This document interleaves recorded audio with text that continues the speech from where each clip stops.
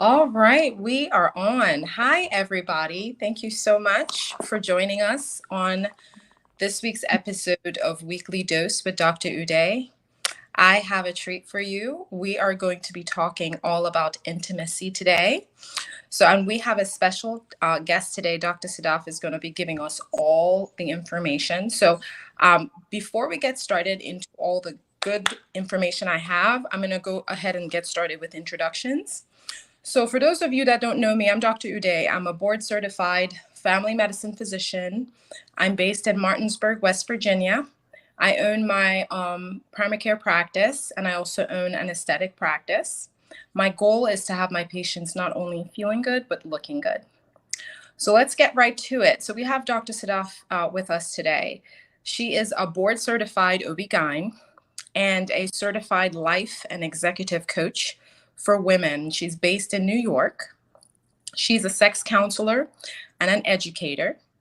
She helps women move past their limiting beliefs regarding intimacy and helps them find sexual confidence through coaching. So, Dr. Sadat, thank you so much for being here with us today. Yeah, thank you. Thank you so much, Dr. Uday, for having me on. It's going to be so fun. I get a lot of questions about this content that we're going to be talking about today. So let's get right to it. So when we're talking intimacy, what are we referring to? Right. So intimacy, as you know, there's so many different ways of looking at intimacy. When we think of intimacy, it's really the feeling of being close and emotionally connected and supported by your partner, right? It's that feeling of closeness and togetherness with your partner. It's being able to share not only just your thoughts and your experiences, but also, it can be your emotions, it can be your physical being. It's just that idea, that closeness of being with somebody, that you can enjoy that time with them. Right. So, and in fact, there are different ways, not only different ways, but different parts of intimacy that when we think of intimacy, it's divided into 4 different parts.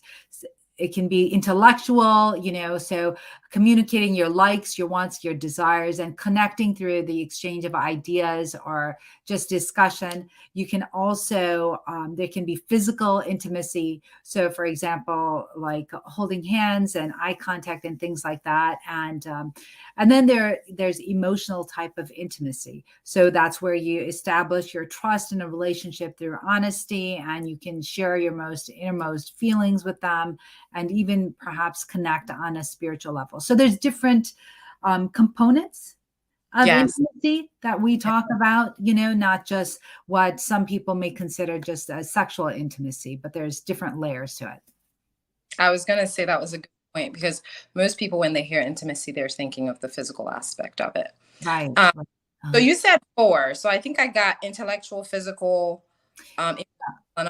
the 4th one. Yeah. So the 4th one is, creating time and prioritizing. So we have experiential. So that's the creating time. So the 4 types are experiential, intellectual, emotional, and sexual. So creating experiences with each other. This is going to be so good. This is going to be so good. So what would you say are the obstacles that you find that people that come to get help from you are experiencing? Yeah. So, I think oftentimes people fear being close to somebody, or they, having like these emotional ties. Sometimes culture plays a big part in it as well, right? So in terms of when we're talking about, like, say, sexual intimacy, if you've grown up in a culture where there's a lot of sex negativity, or if you grew up in a household, or say even with your partner, right? If there's that sex negativity, it's going to really inhibit how you experience physical intimacy with your partner, right? Some people may think of, when they have that sex negativity, they may think of sex as embarrassing, shameful, wrong, dirty, a pathology, maybe something that's deviant. And so having all of those negative beliefs around physical sexual intimacy can then relate to obstacles and, our inhibitions on enjoying sexual or physical intimacy with a partner, right? And not only just physical intimacy, but some people may have had, like, say, they experience low self esteem or have body image issues or trust issues. That can also lead to problems with connecting with somebody and having that closeness that we so desire. And also, if somebody has experienced abuse or trauma, like sexual abuse in the past, of course that may also impact their ability to experience pleasure in a relationship.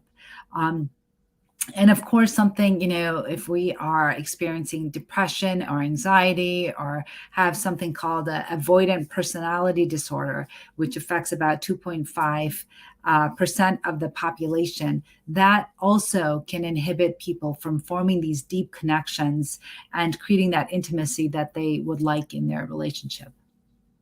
Gotcha. So how common is this of an issue, would you say? Yeah, I mean, I would say that it's very common. I have women approach me all the time about issues with not feeling connected with their spouse, right? So as we get older, we have so many more responsibilities that come upon our plate, right? So it's not only just taking care of the children or having a job, it's taking care of everyone else. They call us the sandwich generation, right? So that we're taking care of our children, but we're also taking care of our aging parents. And so all of these things and all of these stressors really become obstacles for us in terms of trying to establish that intimacy and that connection with our partners. True. So now I'm pretty sure this is the part everybody's been waiting for. So what tips would you have to improve intimacy for Yeah. anybody? Yeah.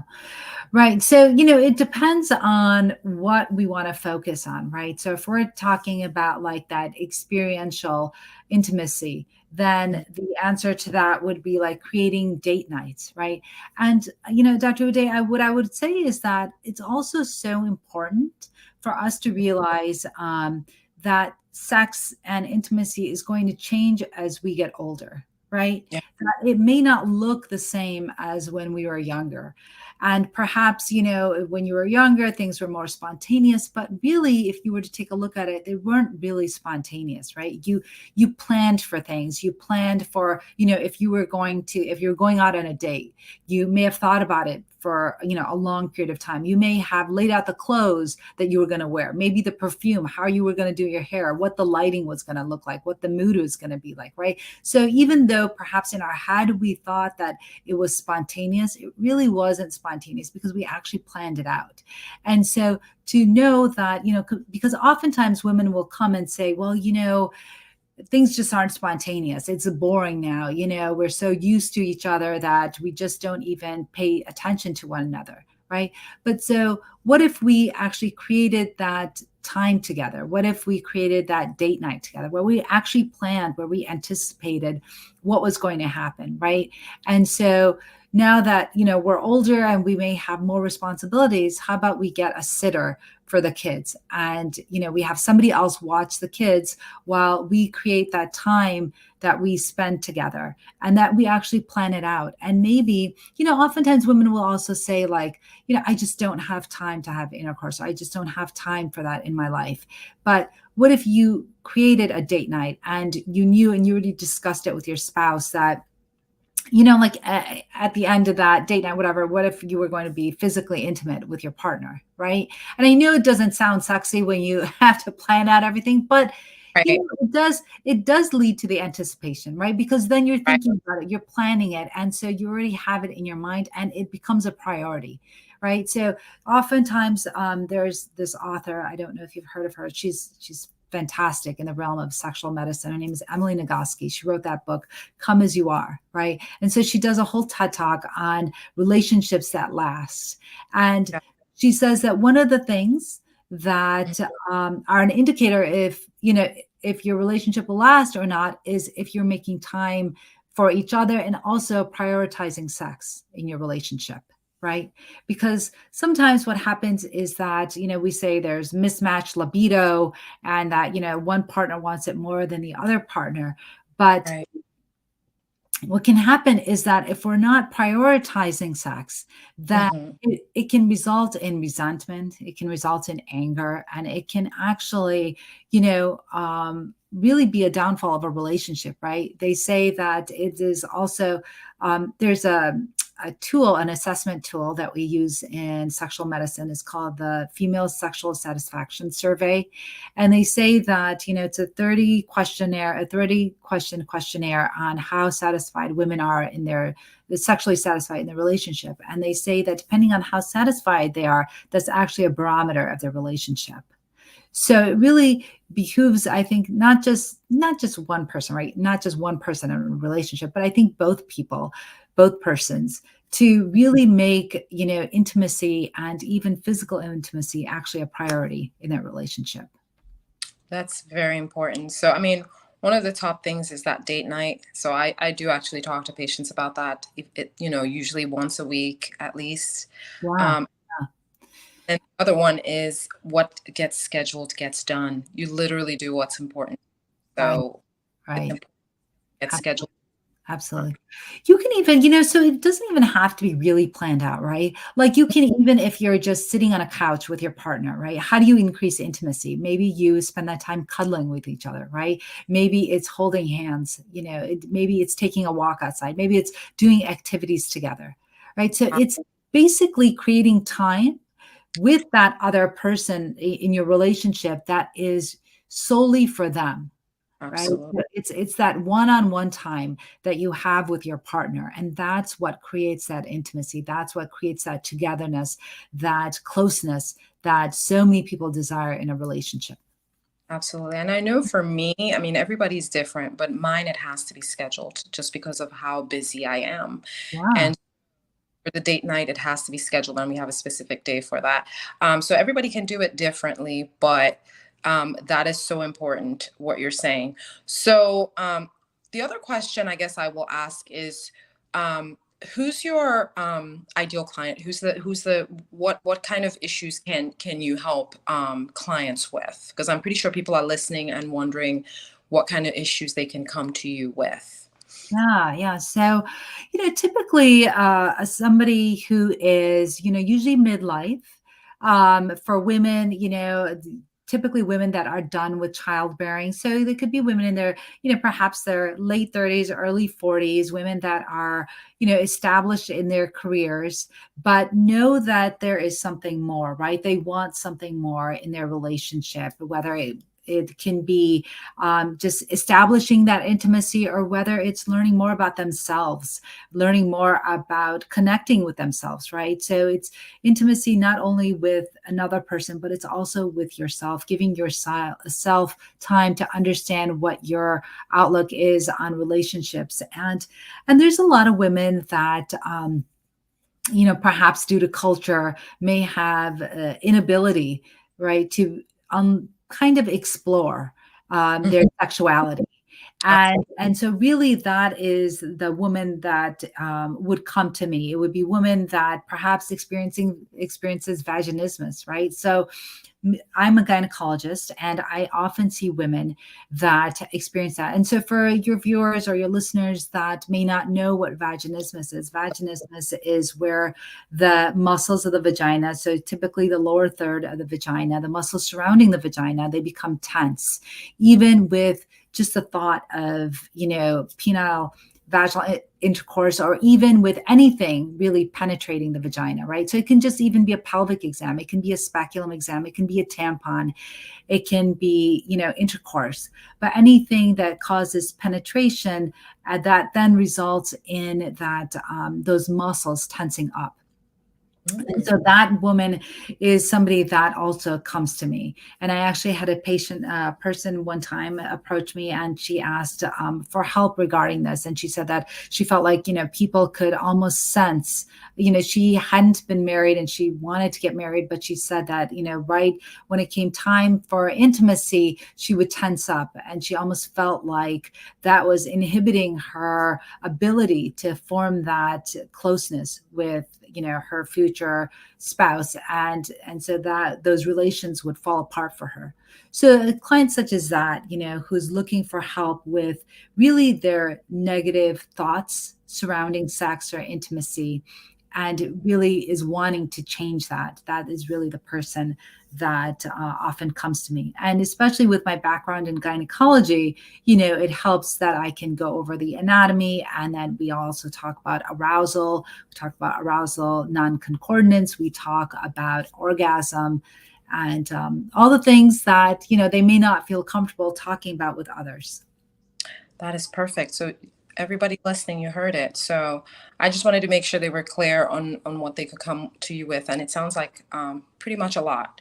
Yeah. So I'm going to actually switch gears and ask a few questions about you. So I usually ask, why do you do what you do, Doc? Yeah, so that's a great question. I do what I do to empower and to educate women. That's kind of one of my core values. Education to me is of the utmost importance, and I think it has a lot to do with, the way that I was raised. Education in my family was very, very important, and also in my belief system, education is very important, and so it's really just a core value of mine to empower and educate women. And so being a sex coach or an intimacy coach, I can teach other women how to experience pleasure in their relationships. And it's through coaching that I do that. Absolutely. Well needed, by the way, well needed. And then the second and last one is, what would you tell your younger self, or like your 20-year-old self Yeah. now? Yeah. Yeah. So, I always wanted really a role model, right? So I think that going through um, medical school and looking for a role model and trying to figure out what I wanted to be when I was going through medical school. And so, I was in medical school when I was in my 20s, Mhm. and I didn't have any female role models, at least, none that I can really remember, and none that really stood out. And so I would tell my younger self that, that you can become the role model that you want, right? That I had desired, that I had wanted. I had wanted somebody that I felt was approachable and kind, and understood my cultural values and my cultural background, and didn't see me as an other, right? Oftentimes, we see this in medicine where you go to a physician or somebody and they look somebody like something very different than who you are as a person. You feel like that person is just not able to relate to you. And so I would Right. tell my younger self that just be patient, and that you will eventually become the role model that you so desired. That's amazing. That's really powerful. Okay, very good. Thank you so much for sharing. So, you guys, you didn't realize it was going to be this good. So, thank you so much. There's so many nuggets. I can't rewatch this. That's what we have for you guys. And I usually add, actually, where can they find you, Dr. Sadaf? Where can they find you if they want to connect with you? Yes, absolutely. So they can go to my website. My website is drsadaf.com. They can also follow me on Instagram and TikTok if they'd like. It's Dr. Sadaf OBGYN on both of those handles. And then also, I host the Muslim Sex podcast, which is available on Apple Podcasts and Spotify. And they can also find me on YouTube. On YouTube is my Muslim Sex podcast that's housed there as well. All right. Thank you so much. So, for those listening, check her out. And if you're looking for a caring quality primary care physician, we are accepting new patients at Apple Valley Family Medicine. You can give us a call at 304-350-1087. And you can also find us online at www.applevalleyfamilymed.com. We would love to help you. Thank you so much, Dr. Sadaf, and everybody. Thank you. Bye.